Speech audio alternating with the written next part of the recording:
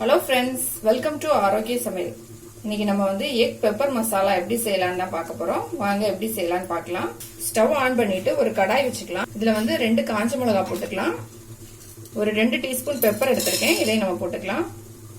1 teaspoon சோம்பு, ஒரு பட்டை, 2 கிராம்பு எடுத்திருக்கேன், இதையும் நம்ம இதில் போட்டுக்கலாம். 1/2 டீஸ்பூன் ஜீரகம். இது எல்லாத்தையும் நல்லா ஃப்ரை பண்ணி எடுத்துக்கலாம். எல்லாமே நல்லா வறுபட்டுடுச்சு, நல்லா வாசனை வர ஆரம்பிச்சிருச்சு. இப்போ நம்ம வந்து ஸ்டவ் ஆஃப் பண்ணிக்கலாம். ஆஃப் பண்ணிட்டு இதை நல்லா ஆற வச்சிடலாம். நம்ம வறுத்து வச்சிருந்த மசாலா வந்து நல்லா ஆறிடுச்சு. இதை வந்து ஒரு மிக்ஸி ஜார்ல போட்டுக்கலாம். இதை நல்லா பொடி பண்ணி எடுத்துட்டு வந்துடலாம். நான் நல்லா பொடிச்சு எடுத்துட்டு வந்துட்டேன். ஆன் பண்ணிட்டு ஒரு கடாய் வச்சுக்கலாம். இதுல வந்து ஒரு 2 ஸ்பூன் அளவுக்கு ஆயில் ஊத்திக்கலாம். ஆயில் வந்து சூடாயிடுச்சு. இப்போ இதுல வந்து 2 பெரிய வெங்காயம் வந்து சின்ன சின்னதா கட் பண்ணி வச்சிருக்கேன், அதையும் நம்ம போட்டுக்கலாம். இந்த வெங்காயம் வதங்குறதுக்கு கொஞ்சமா உப்பு போட்டுக்கலாம்.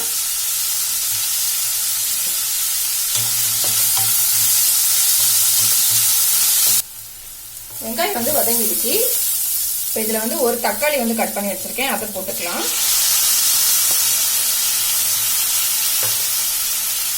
ஒரு பச்சை மிளகாய் வந்து நீளமா கட் பண்ணி வச்சிருக்கேன், அதையும் போட்டுக்கலாம்.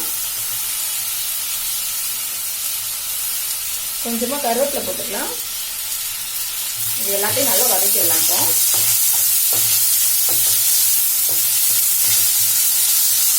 தக்காளி வந்து எண்ணெயில் நல்லா வதங்கி வரட்டும். தக்காளி வந்து லைட்டா வதங்கிடுச்சு. இப்போ நம்ம வந்து இஞ்சி பூண்டு பேஸ்ட் போட்டுக்கலாம். 1 ஸ்பூன் அளவுக்கு இஞ்சி பூண்டு பேஸ்ட் சேர்த்துக்கலாம்.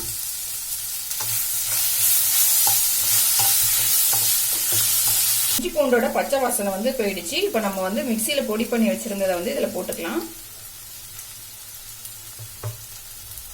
நல்லா மிக்ஸ் பண்ணிடலாம். எல்லாத்தையும் நல்லா மிக்ஸ் பண்ண பிறகு நம்ம வந்து இதுல கொஞ்சமா தண்ணி சேர்த்துக்கலாம்.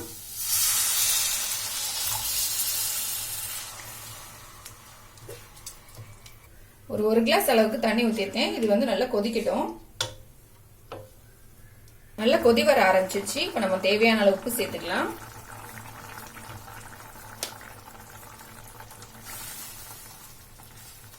உப்பு போட்ட பிறகு நம்ம வந்து இதுல வந்து முட்டையை வந்து போட்டுக்கலாம். நான் வந்து முட்டையை வேக வச்சு 2ஆ கட் பண்ணி வச்சிருக்கேன். இதை வந்து நம்ம இதுல ஒன்னொன்னா எடுத்து வச்சிடலாம்.